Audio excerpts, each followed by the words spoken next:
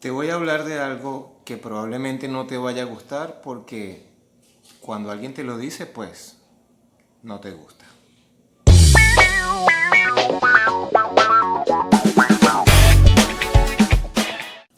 Hola, ¿qué tal? Mi nombre es Samael Castro y te voy a hablar sobre el pecado. Vamos a comenzar por saber qué significa esa palabra.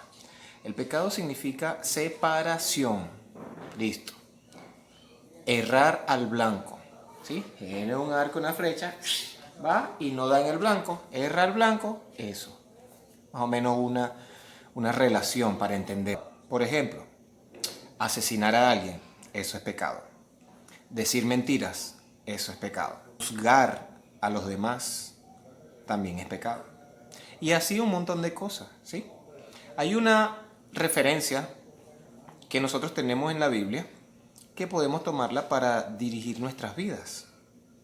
Esa referencia muchos la conocen como los 10 mandamientos, ¿ok?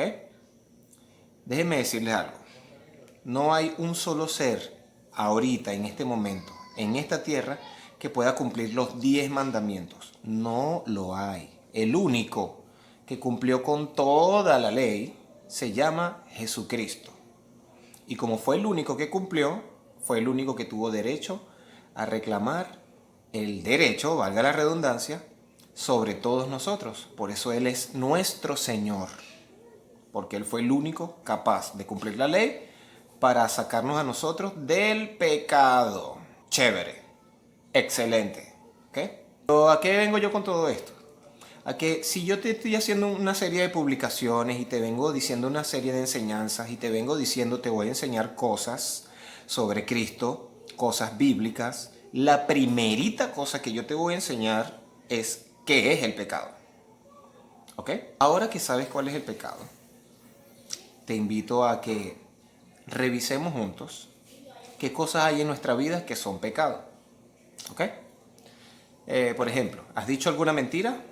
¿Sí? Ok. ¿Eres mentiroso? ¿Has robado alguna vez algo, por muy mínimo que sea? Un alfiler, un botón, no sé, un chicle. ¿Sí? ¿Eres ladrón?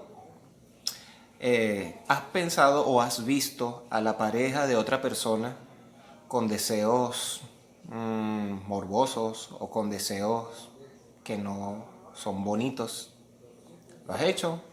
En otras palabras, ¿te has buceado a alguien así de una manera muy chimba? Quiere decir que si lo has hecho, eres adúltero o adúltera de corazón y de pensamiento. Entonces, si has mentido, si has robado y si eres adúltero de corazón, eso significa que eres pecador o pecadora. Y por lo tanto merece que vayas para el infierno, porque el infierno existe, es real. Pero ¿qué ocurre? Aquí viene el otro asunto. Existe Jesucristo. Y como existe Jesucristo, Él, a través del sacrificio, te sacó a ti, te libró de todo ese montón de pecados que te iban a llevar al infierno legal. Y entonces ahora tú comienzas a ser parte de Él. Pero ¿qué debemos hacer entonces? Mínimo, como respuesta ante el sacrificio que hizo Jesucristo, mínimo, deberíamos ser obedientes a lo que Él dice. Y eso no debe ser obligatorio, eso debería ser por amor, sabiendo que eres mentiroso, mentirosa, adúltero, adúltera, ladrón, ladrona. ¿Cómo puedes vivir una vida así, sabiendo que vas para el infierno? ¿No es mejor seguir a Jesús y aceptar su perdón y comenzar a vivir una vida de acuerdo a como Él manda, de acuerdo a como Él nos lo dice, como nos lo enseña en la Biblia? ¿No consideras que es mejor eso? ¿O consideras que es mejor seguir viviendo una vida como tú quieres, pecando, y cuando llegue el día del juicio final, irse para el infierno? ¿Qué prefieres? Ahí te la dejo, pues. Entonces, el pecado, a grandes rasgos, consiste en eso. Todo lo que te separa de Dios. Todo. Todo. Hay muchísimas preguntas que las personas me hacen, que si yo fumo, que si yo bebo, que si yo esto, que si yo el otro. Hay cosas que son pecados, viejo. O sea, si Dios dice que es pecado, ya no hay más discusión. Ya, ¿me entiendes?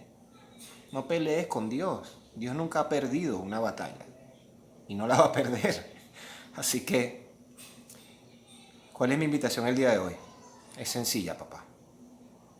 Evalúese ahí, en su cuarto, en privado. Si usted ha dicho mentiras, si usted ha robado en algún momento, si usted ha adulterado, has codiciado la mujer o el esposo de la otra persona, de tu prójimo, has sido adúltero, mereces el infierno. Pero llegó Jesucristo.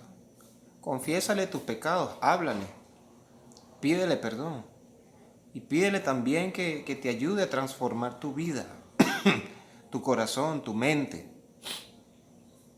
Pídele perdón, no hay otro camino. Más adelante voy a profundizar con otras cosas, pero te puedo decir que si no comienzas por reconocer cuál es tu estado espiritual, nada de lo que yo voy a publicar más adelante va a ser útil. Porque lo primero es que tú reconozcas en qué posición estás. No tienes que decírmelo a mí, no tienes que decírselo a más nadie. Tienes que decírselo a y pedir perdón. ¿Sí?